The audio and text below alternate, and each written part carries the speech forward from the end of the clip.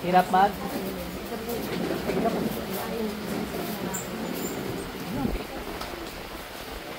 Ikaw dumating na yung number natin. Ah, sige lang. Saan ka pa yun pang ngayon? Pwede inumin ko sa magapon? Mabalik. Inumin tubig. Isa lang. Basta isa lang. Isa nga lang. Ayun. Tsaka inuubos agad yan. Hirap pong umaga to. Okay na po. Pag gusto ng pangontra kay Tita Bets. 34. 35. Yung uling number. 36. Explain lang ako.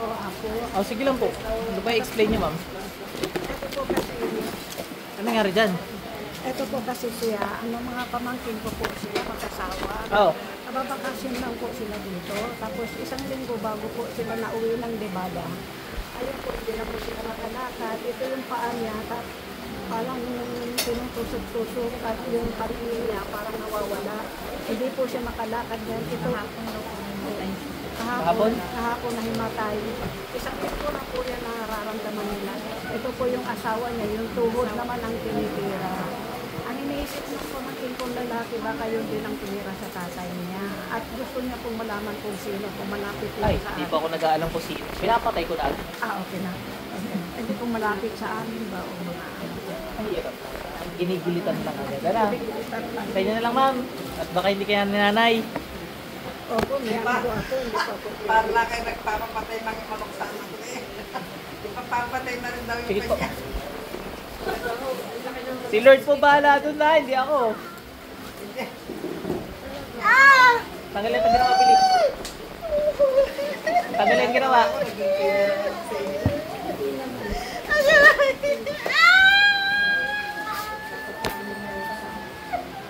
Hindi mo nagpaparusahan ako. Fight.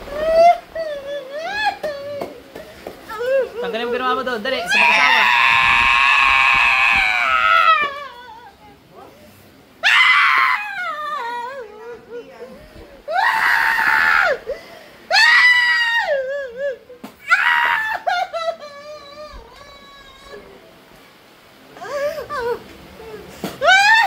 Tubig sa kalangitan, palambutin ko.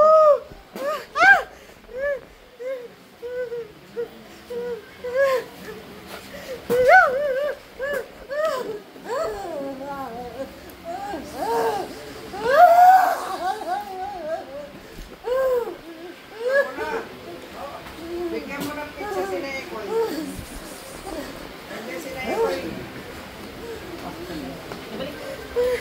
Madam!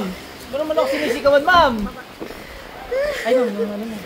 Si Nekoy, kasi Maria. Okay lang, ma'am, pakiramdam. Yung bawas, yung isa huwag mong gagalawin. May tubig po si madam. Yung bawas ang pagdaraan pag isa-isa na lang. Yung lang, naglagay ka ngayon. Pinibenta rin ganito. Ayun, kikita mo.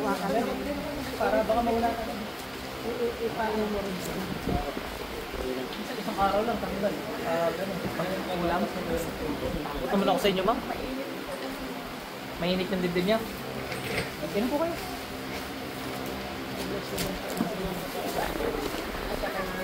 Okay lang. Pag ganyan ulam naman, kahit sa mga palapuyan, lalabay ng ibang part. Lapas mo na ba yun? Basta yung lang sa labas-labas.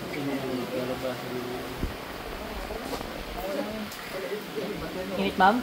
Balik ka kaluluwa. Nakapa ako din para kumain. Okay na, ma'am. Masarap na yun. Sa akin galing yan, ma'am? Kanina lang? Tubig pa.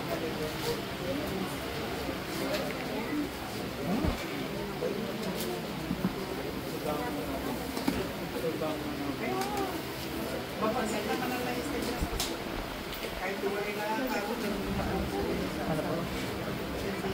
Ay, tingnan natin kung ano nangyari.